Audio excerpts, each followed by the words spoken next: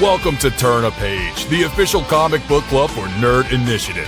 Each week, the NI Bullpen will be covering the world of comics, talking to creators, deep diving into some fantastic stories, and much more. Now let's hand it over to the team and turn a page. And what is going on, everyone? It is Tuesday night, 7 p.m. Eastern Standard Time, and you are tuned in for another edition of Turn a Page, the official comic book club for Nerd Initiative. My name is Ken M. You know me as the host of the ODPH podcast. I'm also Nerd Initiative editor-in-chief. To my left, you're right at home. It is in his contract. He has to do his own intro. I am the terror that flex in the night. I am the comic book interview with more questions than answers. I am coming at you live and direct straight from the ODPH studios. My name's Off the Cuff Tom, Nerd Initiative's pop culture connoisseur. Ken, I think I went a little too long, but let's get dangerous. Indeed, because we have a fantastic book to go discuss, which is going to be hitting the shelves on February 12th. The FOC is this Monday coming up, January 20th, coming from Dynamite Comics. And it is one that if you are an old school Disney fan, you know this character very well. If you grew up on the cartoons, this is going to be one that's going to definitely take you back. And we are very fortunate to have the writer of this book on the show. You know his work from such books as Spider-Man, Black Panther, Deadpool, Harley Quinn, and the old school Valiant fan of me marked out because Quantum and Woody is one of my old school favorite books. Daniel KIBBLESMITH is joining us on the show. Daniel, what is going on? Hi, thanks for having me. I love the intro. That is so in the spirit of what we're doing here, getting off on the right starts. Yes. I think I see do I see a Duckburg University shirt as well? Yeah, there we go.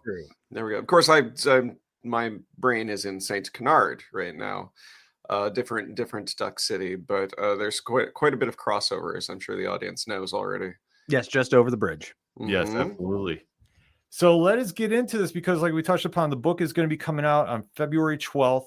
The FOC is this Monday. How did this all come to be with you and Dynamite and Darkwing Duck? I mean, obviously, I'm a huge fan of the character. I am of the age that when the Disney Afternoon and Darkwing Duck in particular dropped, it just became my entire life for a little while, like one of my first proper fandoms. So when I was, of course, aware that there were Darkwing Duck comics being made over the years, and I'd read a lot of them, and now having gotten this gig, I've read, I think, close to all of them. But I had never been involved and didn't know how to approach. So finally, I think it was when I saw the announcement for the Negaduck comic scripted by Jeff Parker.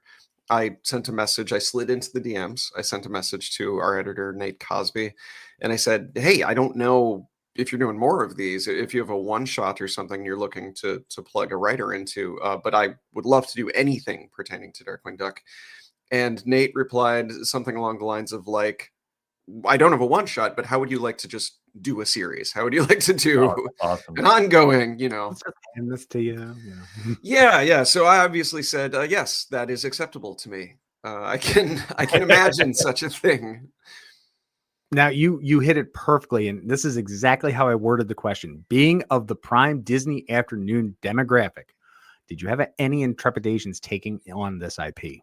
Oh God, no, not at all. I mean, this is in my bones, I pursued this. I want to live up to it. I'm doing everything I can in terms of, research, rewatching. Like I said, I read almost all of the comics, which is not easy. I had to get a lot of them through interlibrary loan, just stuff that's not in print anymore. Fantagraphics is putting out those great chunky hardcovers of Disney Afternoon comics. So I've got those also from my local library. And obviously have seen every episode of the show, many of them more than once, but started rewatching from the beginning as soon as I knew that this was happening. So no trepidation, just a lot of feelings of being very honored to get to shepherd these characters in this new series. No, that's amazing. And especially jumping into a series like this, we see that now a lot of the cartoon characters that we grew up on and for our, and that demographic is now coming back into print. Like, what do you think is the big draw to seeing them now make that transition to the comic form in such a way. Like we're seeing Space Ghost coming out from Dynamite and obviously a bunch of the other Disney properties as well. I mean, a lot of those characters, I think, just, Space Ghost and Darkwing Duck are both superheroes. They're superheroes that, originated in animation, but they are both superheroes. And that's the dominant genre in, comic books, or at least like American comic books. So I think that those are very intuitive, pairings. And, there have always been cartoon tie-in comics, going back to like my dad's old collection of like Dell and Gold Key, you get like Tom and Jerry and Star Trek and stuff like that. So I think a lot of it is just like people my age are starting to become more prominent in the industry and in the the demographic of sort of like the Wednesday purchasers, where I think that people who grew up with Darkwing Duck and similar stuff are buying comics for themselves and also starting to share comics with their own kids. I'm also a parent of a 3-year-old. I did a Powerpuff Girls comic for Dynamite last year that she actually enjoyed, which was huge for me. Yeah. So I do think it's just timing. It's just the sort of cycles of like, hey, we haven't heard from this guy in a little while. We love this character. We love this voice. We got a taste of it in animation not too long ago on the DuckTales show. Like literally killing all of my questions. I got like 16 questions. It's like pinging on every single one. We'll go back. All right. But yeah, my point is, I think it's just the time is right. I think that these things kind of come back around when they're ready. Yeah, I mean, and they're always timeless too, like I say, because especially with Darkwing Duck being a superhero, like you touched upon too, like they say, the themes have always resonated, and I mean, they never get out of style. So it just depends on how the creators want to present them to the audience. Like that's the big selling point, at least for as I take it.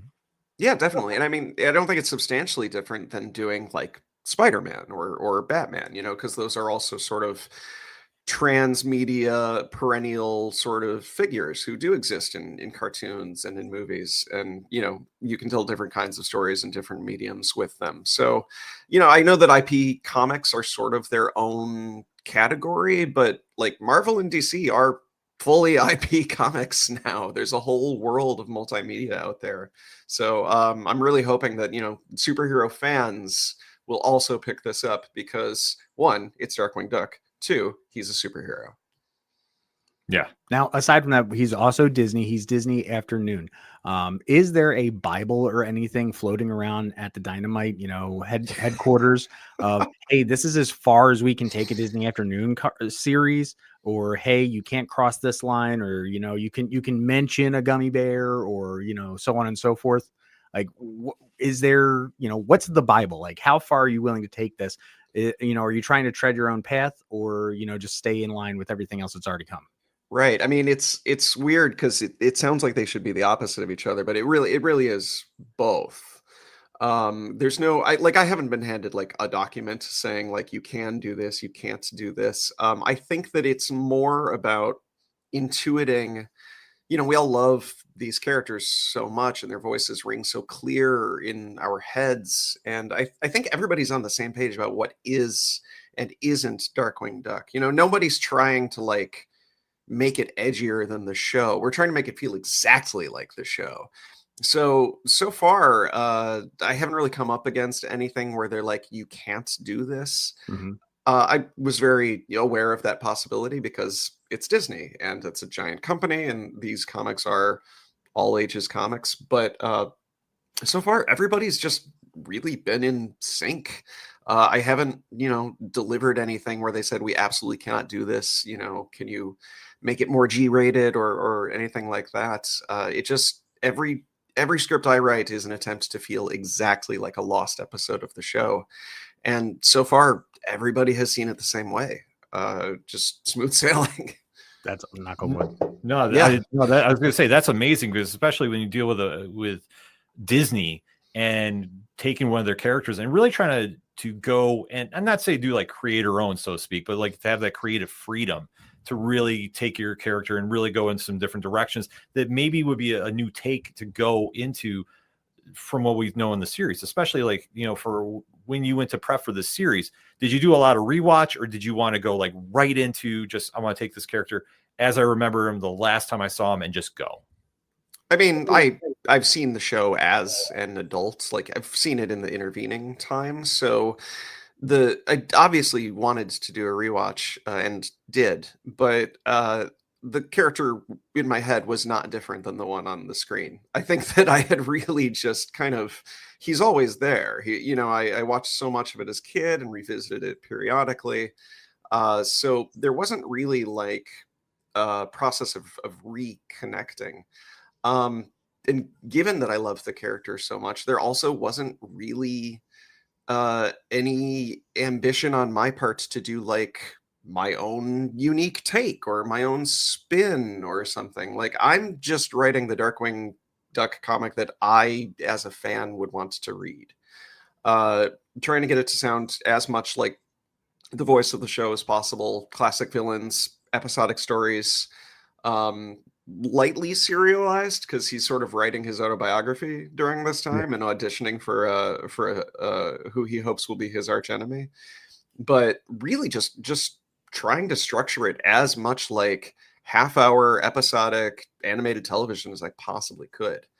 My goal is that reading one of these feels like, hey, this could have been an episode of the show when I was a kid.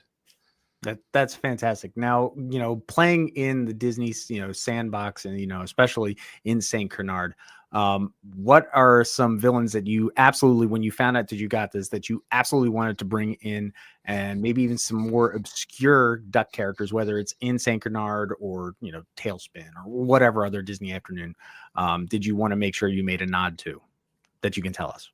Right. That I can tell us is the big part. Here's what I'll say. Everybody's going to be very satisfied. You flashed the cover a little while ago. The first issue is Darkwing Duck versus Megavolt. Mm-hmm. I mean, what we're trying to signal with that is that this is back to basics. I mean, there've been Darkwing Duck comics fairly recently, but this is a new number one. It's going to be a jumping on point for a lot of people. And I think before it becomes like a reference fest, or like an opportunity for crossovers or anything like that, I do think you just have to kind of set the table, and hopefully people buy it. The longer that we're able to do it, the bigger this world can become. But I really am approaching it like you've either never seen Darkwing Duck before, you're a kid and you want to know what Darkwing Duck is all about, or you're maybe that kid's dad like me, and you remember Darkwing Duck from when you're a kid. You come in, buy the comic to read together, and it's exactly where you left off. It feels right. So back to basics, not overcomplicating things yet. But yeah, classic villains. Well, yeah. Yeah. But yeah, classic villains. I'm trying to do, one villain per issue or one villain team up per issue, so we can see some things that we've never seen before. There will still be surprises, hopefully, that people enjoy. But I do feel a great pressure to deliver, on what it says on the cover. Darkwing Duck #1. Yeah, because I mean that is a big honor too, and especially trying to separate the Bruce Wayne from the Batman, if you will, and Drake Mallard from Darkwing, because I mean both of them are very unique, and they try a lot. They have hearts of gold, but sometimes they're not exactly A-list on the landing, so to speak. Like, how do you get for differentiating them between for the audience, I should say? I mean, I've said this before on other interviews too. I don't really see the Darkwing Batman comparison as clearly as some people do. To my mind, Darkwing is really more of like a pulp hero pastiche, the same way Batman is a pulp hero pastiche. So less that Darkwing is like a parody of Batman, but more that they're like both drawing from the same sort of stuff that was coming out, around the time of Batman, around the like early to mid 30s. So one thing I'm kind of trying to do is not Batman, because I know that especially in the comics, especially in the Darkwing comics, that's been done quite a lot to great effect. But like some of it's also inevitable, like a lot of those tropes just belong to all of those characters. Right. And there's the opening sequence of our first issue is online if you want to find it. and it is a little Batman-y. I will fully admit. But I also, I just want to let Darkwing kind of be his own guy. And to answer your question, I think Drake Mallard is like wildly different from Bruce Wayne. He's this single suburban dad in a sweater vest. So for me, differentiating the two, I don't know that there's a lot of distance between them. I do kind of land on the side of like, Darkwing is the real guy. Drake Mallard is sort of the performance. That classic like comic book trope of like the secret identity is actually upside down. Because Gosalyn hangs out with Darkwing. Like Darkwing's still her dad when he's dressed like Darkwing. Yeah. I think he just has to like keep up appearances in the suburbs and not get caught by the Muddlefoots. And he seems stressed out to me when he's pretending to be Drake. I think he's much more comfortable in the mask. That's the interesting thing. Honker, Gosling's best friend from the Muddlefoots, makes sure that when Darkwing is dressed up as Darkwing, he always calls him Sir, but when he's Drake, he's always Mr. Mallard. That's something I noticed straight out years ago. One interesting thing is, with everything going on, and you alluded to the whole idea of, Batman-esque type thing. One thing we've never gotten, and I'm just going to throw this out here as either as a question or an idea. Can we figure out who bankrolls DW? I mean, I've heard of Hush Money, but I don't think that counts in Disney. That is a great question. I haven't addressed it yet. It might be more fun to keep it a mystery. And I should say that anything that we read in this series, because it's from the point of view of Darkwing Duck writing his own autobiography, it's going to be exaggerated. I could lay out some lore, I could lay out some canon, but that doesn't mean that, Darkwing, the narrator, is telling us the truth, because he, legend in his own mind, right? Like if you go back and watch the show, there's a bunch of origin stories, there's a bunch of flashbacks. They all kind of contradict each other. So I think the fun of this is that, there's not a lot of like hard canon. It's more just like, who is this guy? Like, what is his attitude? What is his point of view? How does he see himself? And he's making it happen somehow. Yeah. I mean, that's just the one fun thing about this is just you can go definitely some different directions with this too, and especially the widespread group of characters there too. And I have to throw up the quote here from Just Nick. He's like, "If there's no Launchpad McQuack, we riot." I'm sure he's going to be in there. Is there any other characters that you really are like chomping at the bit to add to this series? Well, we already saw Megavolt, so I'll say that Megavolt's my favorite. Megavolt's my favorite villain. I've talked so much about the Rogues Gallery of Darkwing Duck. I would put them up with like any Rogues Gallery in comics in terms of just like iconic characters, designs, color palettes, silhouettes, power sets, whatever. Like one of the best rosters of villains in all of the superhero genre. Megavolt's my number one. Liquidator is probably the one yeah. I always like that voice. Hello. I'm getting a lot of Liquidator love as we go forward. So I don't think you'll be surprised who you see when the covers start rolling out. I think it's going to feel like, yes, of course it would be these villains, perhaps even it would be in this order, because honestly, I'm just in bucket list territory at this point. I am checking boxes that I want to see. That's awesome. But that's like the best part of doing a character that you grow up with, and you now are in the sandbox and you can just build as much as you want and to get that kind of, free reign to do it. I mean, that's just gotta be so incredible. Yeah, no, I mean, so far so good. I'll do, we'll do 1,000 of them if people keep buying it. Now, talking about all the wonderful characters and, LP and Honker and Gosling and, I want some Gizmo Duck, but just saying, is there any particular character in this franchise aside from Darkwing that you can relate to? Oh, a character that I can relate to besides Darkwing. That's great. I love Bushroot. He's sort of like the most soft-hearted of all of the villains. Yeah. He's was just like a scientist who was bullied by these like two like big burly scientists, which like to my knowledge is not a thing. there are scientists who are bullied by like big like jock scientists who are also scientists. It's a really interesting twist on that trope. But for the most part, he's a good guy.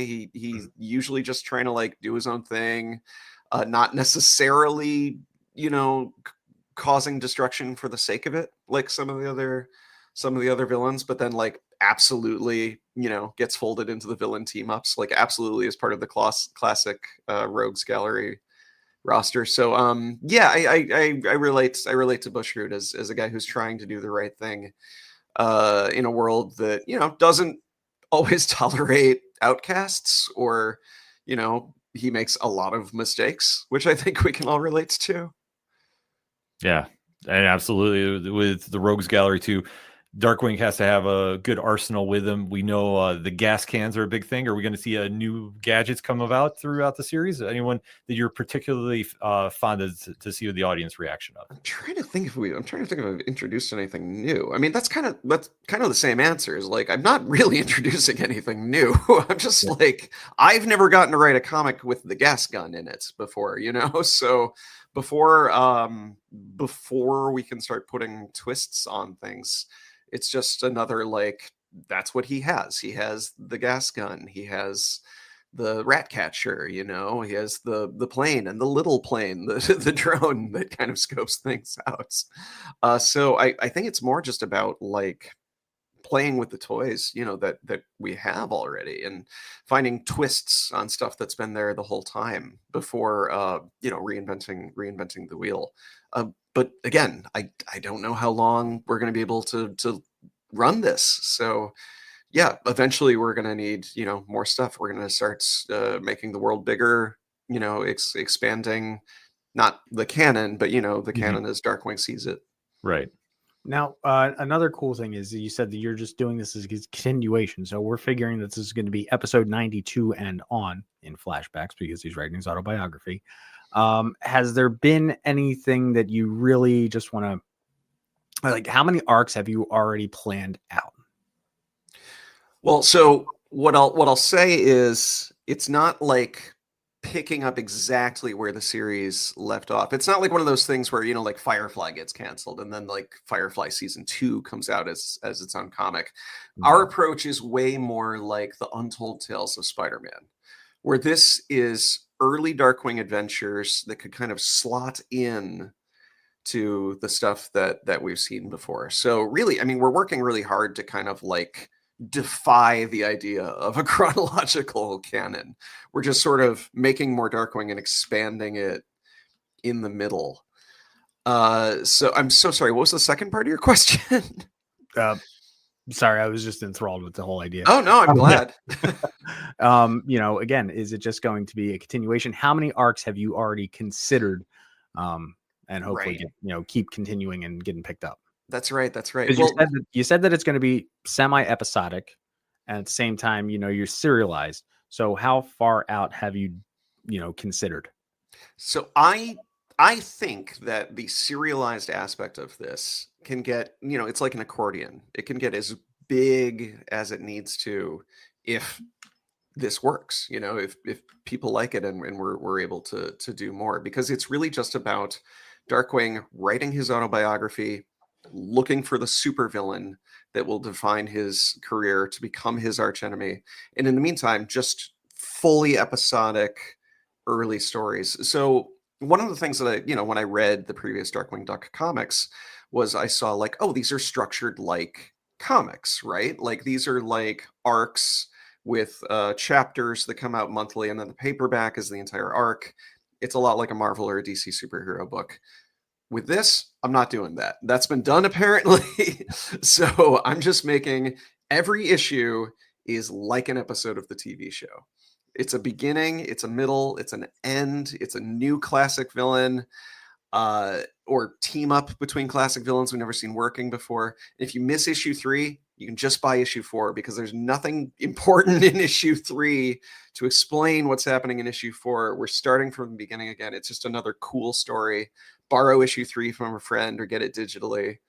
But yeah, every issue of this is just like me trying to do a complete serving of Darkwing Duck. I just want these to feel like lost episodes. Because the serialized thing, that is part of comics has been done already, like to great effect. So it freed me up to try this other approach. No, I mean, and especially to try doing that approach too, because I say we see so much of a shift to try doing everything in trade paperbacks, to do one issue standalones. That's really taken it back, because it really allows new readers to jump in, and especially bringing a character back that we all know from the Disney afternoon block from animation, and then now to see where it is. I think that is just so excellent for new readers to go in, because you don't have to sit there and try catching up on years of animation. You can just literally start fresh and hit the ground running. And especially in this market, I think that's such a unique thing to see.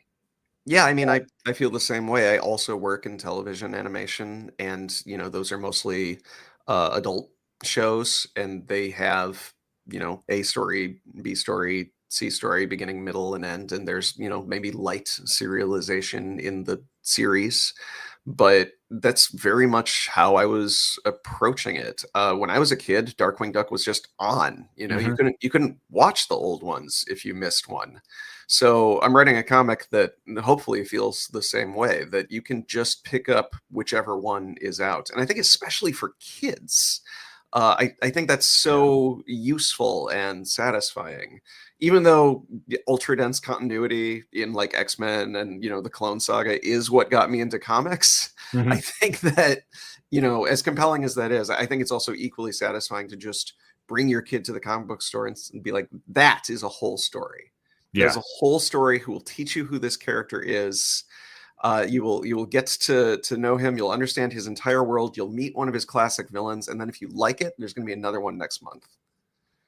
Yeah, I mean, and that's the best thing to do too, especially getting new readers into the shops, and especially bringing these classic themes in, because I mean, there's so much variety at the comic shops now to really bring something classic, and yet it's modern. It's not like something that feels dated reading, but it's those timeless themes that really hook readers in and really grow the audience. Then we start seeing the transition to live action and such. Like, this is where it all starts with, and I just think that concept is so good. Yeah, I mean, I got in through Saturday morning cartoons and video games. Like, I didn't know that I was going to like comics. It just sort of gradually happened to me. Yeah. Now, coming from the TV background and writing scripts, when you're writing Darkwing, do you have like your little Jim Cummings voice in the back of your head going, or yeah, did you yeah, 1000%. Like, Yeah, no, I mean, I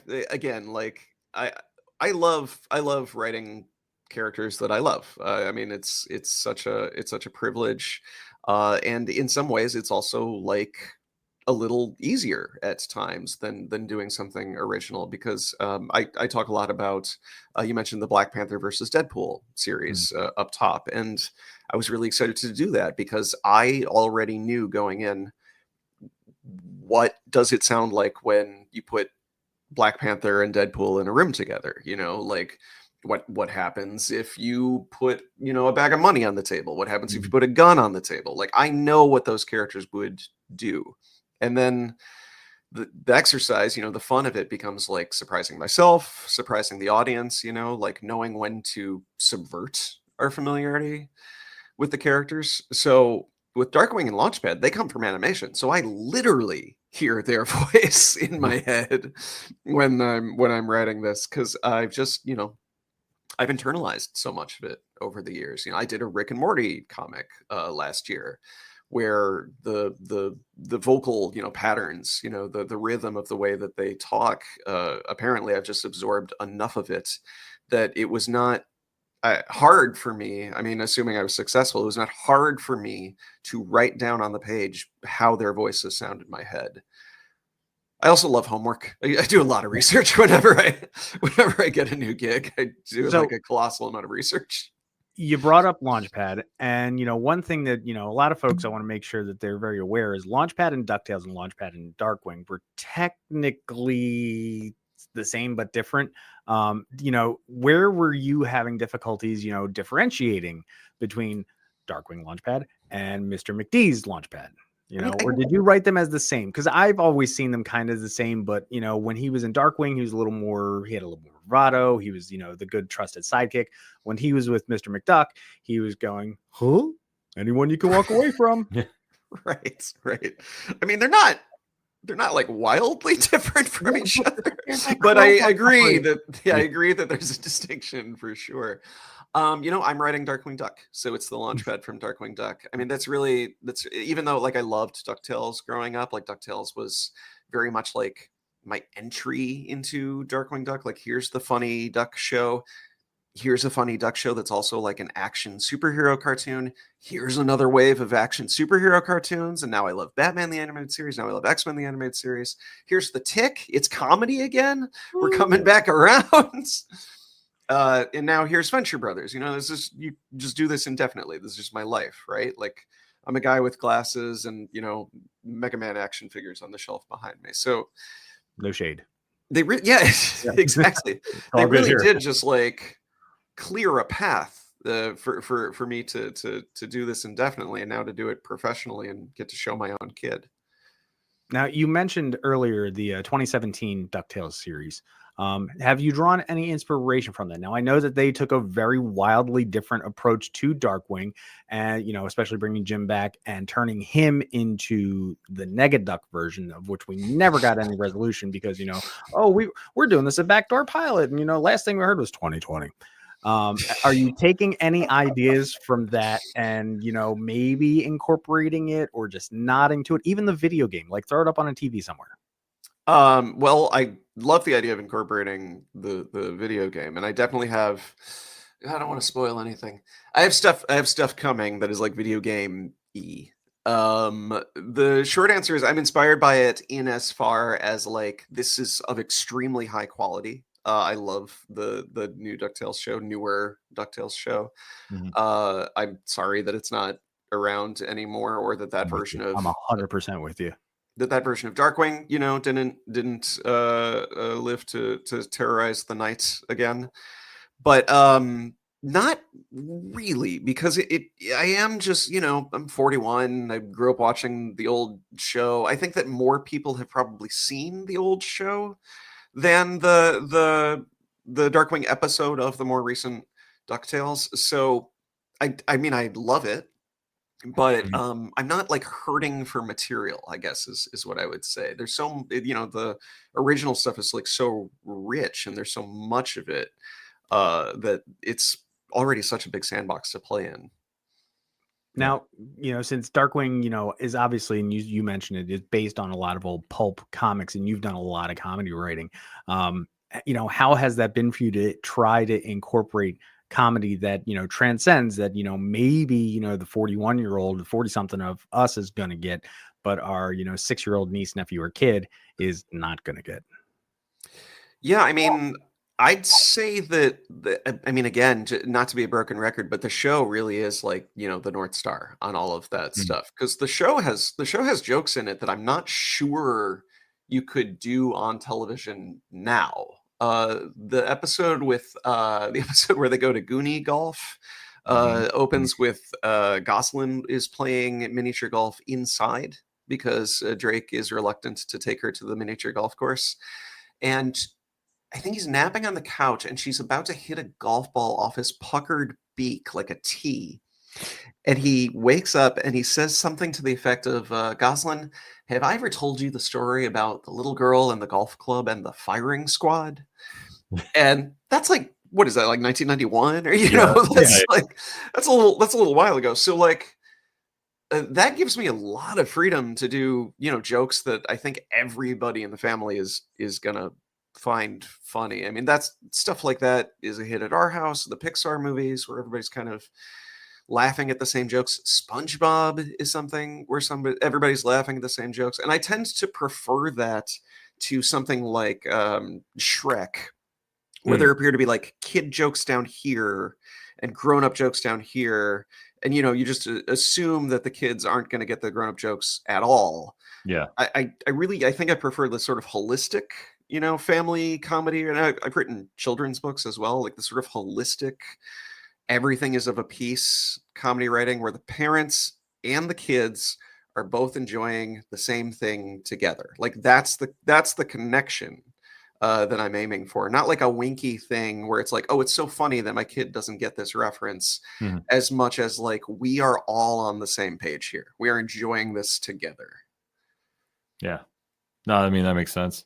Especially too, trying to translate comedy, especially with the differing audiences. But that's one thing about with Darkwing. I think you can kind of teeter the line too, especially it was a little, I don't want to say it was edgier because it really wasn't in the 90s, but like in comparison, what was lined up in that Disney block. Like I say, I always just remember that animation block. Like I say, it stood out for being a little more serious than the others on there.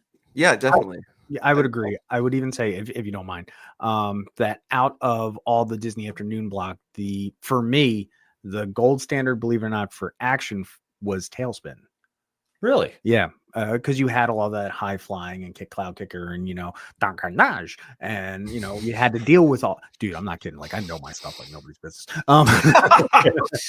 True story.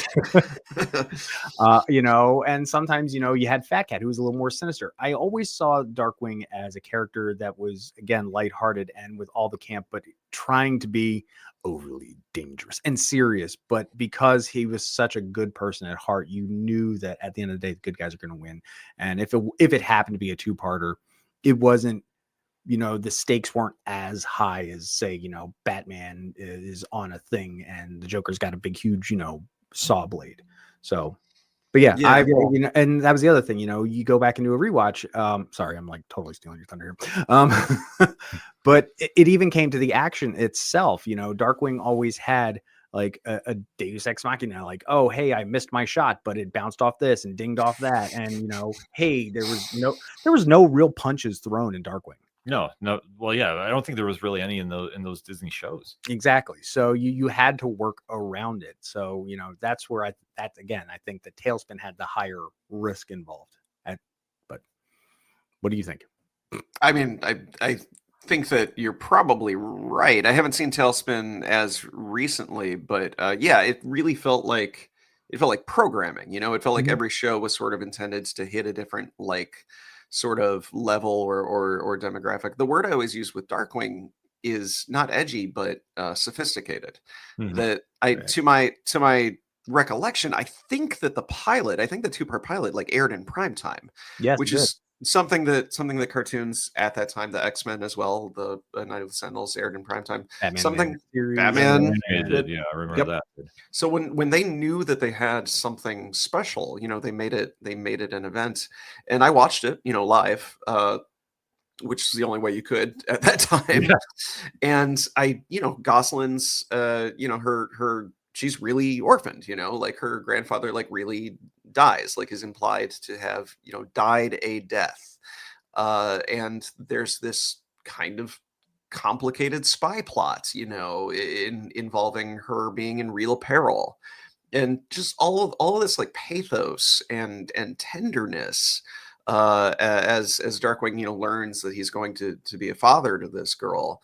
In addition to just the humor, obviously being worthy of adults sitting down for it, I think that the full narrative, the whole piece that they made was something that told adults, hey, maybe you already are on board because Disney is like a mark of quality, that doesn't really exist on Saturday morning TV at this time. But this is airing in prime time. You might enjoy this as well. We're swinging for the fences on this one. No, definitely.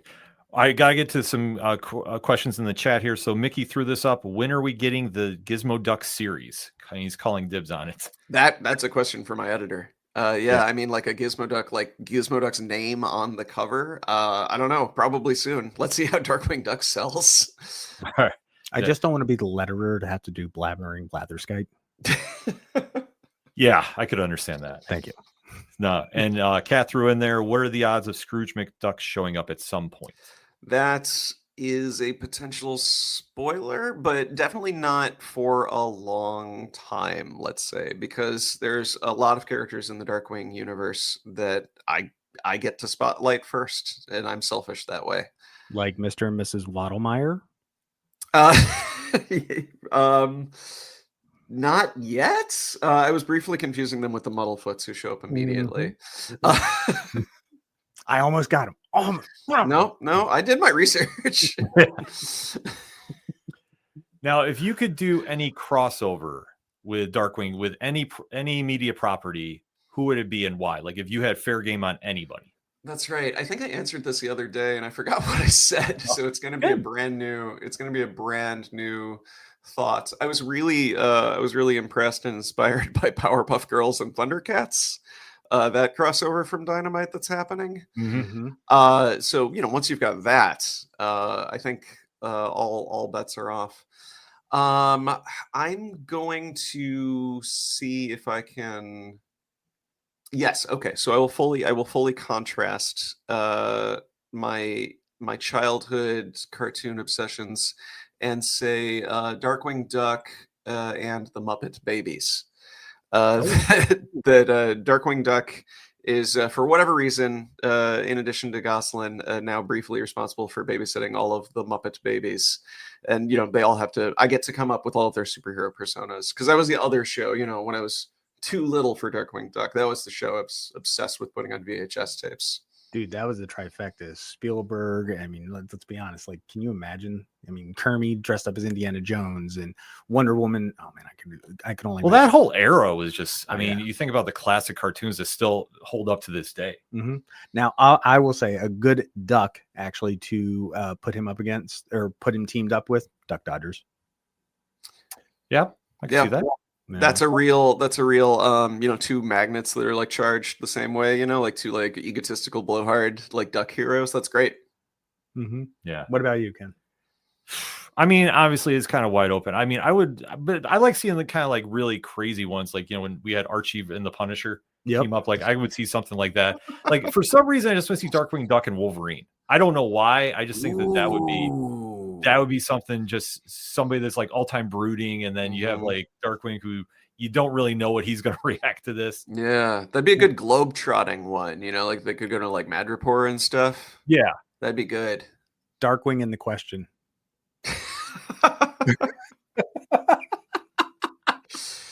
Thank you. Good night. Yeah, they're weirdly similar. Similar. I just need a one shot of that. That's it. I mean, we've had Bugs Bunny, Elmer Fudd. Why not? Or no, Batman, Elmer Fudd. Why not? Mm-hmm. Yeah. Actually, as I say, the chat is chiming in. I know Matt from Hops Geeks News is all about this. And Kat actually threw in another question for Powerpuffs. When you were working on the Powerpuffs holiday comic, what was the story behind it? If we can segue to that. The idea was to do like the hardest thing that I've ever done. It doesn't show. If you read it, I think it's very, it's very breezy, but the writing of it was actually like pretty difficult. I got it in my head that I was going to do 3, because you don't usually get to see like long Powerpuff Girls stories. The Powerpuff stories are pretty tight, and they're usually together. I mean, there's definitely like Blossom gets a crush on or Buttercup gets a crush on the guy from the Gangrene gang, or him is manipulating Bubbles, talking through the octopus. Like they break off, but for the most part they're together. So I wanted to do 3 solo stories, like air quotes, like solo stories, where they decide that they need to buy a Christmas gift for Professor Utonium. So they all split up to go find the perfect present, and then they each have their own holiday special of equal page counts that all have a cliffhanger, and then all get resumed in the same order, and then all come together at the end to meet Santa Claus, of course. So yeah, it's the first, with one shots.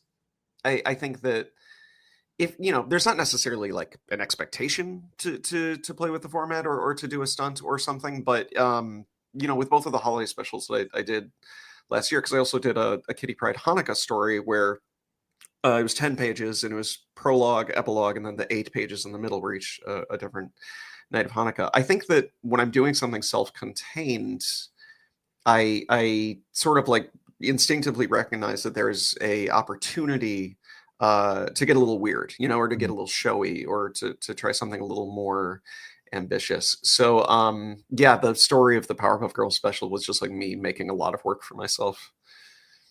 The big thing is whenever you write a Powerpuff Girls thing, the one thing you always have to make sure that it's hardcore. It was very hardcore. It was very hardcore.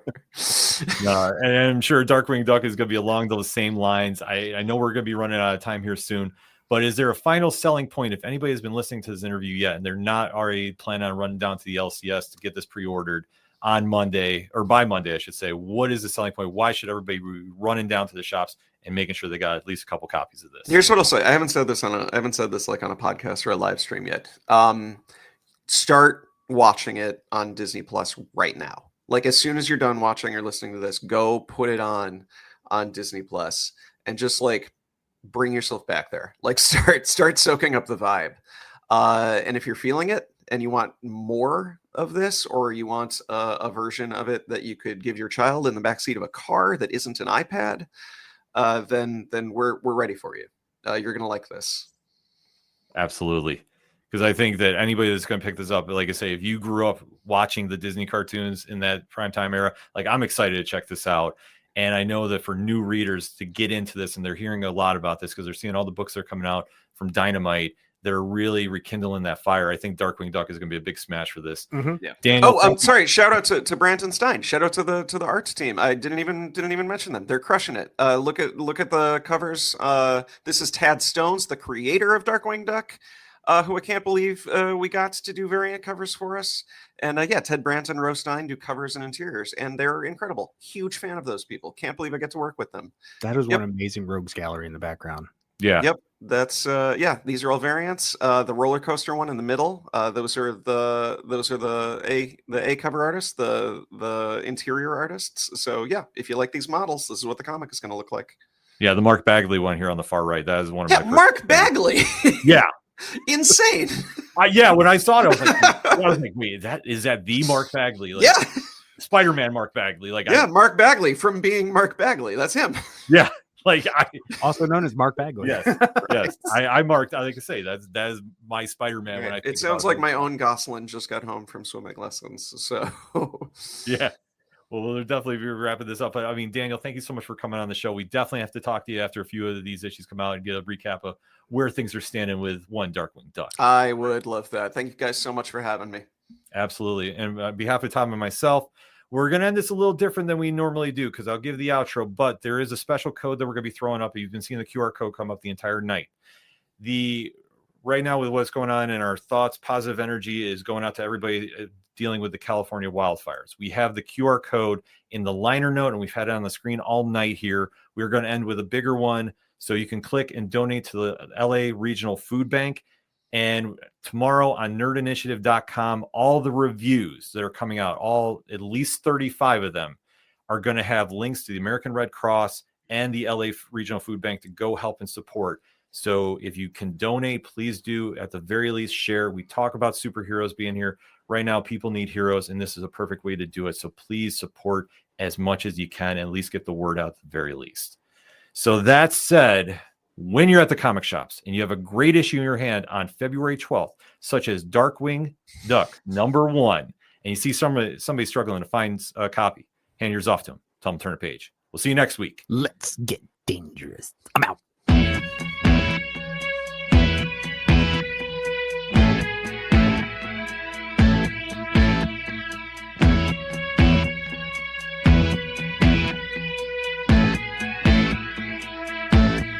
It's such waste of time, swiping left and swiping right on people you could know. 'Cause anyone who's worth a damn be worth way more than a picture could ever show. You could find the right light, find the right angle, and never find your soul. And it can feel like a losing battle, and this plot is full of holes. This modern way of finding love just makes me feel so alone. And I can't be the only one sick of staring at my phone. So look up, talk to me, a better way to spend our energy. Just look up, talk to me.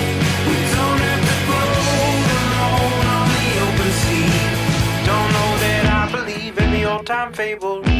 Everyone has just one true love. All I know is you're across this table, and you're all I'm thinking of. So look up, talk to me, a better way to spend our energy. Just look up, talk to me. We don't have to float alone on the open sea.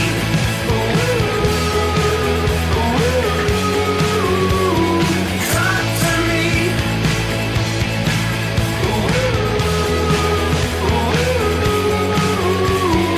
Talk to me.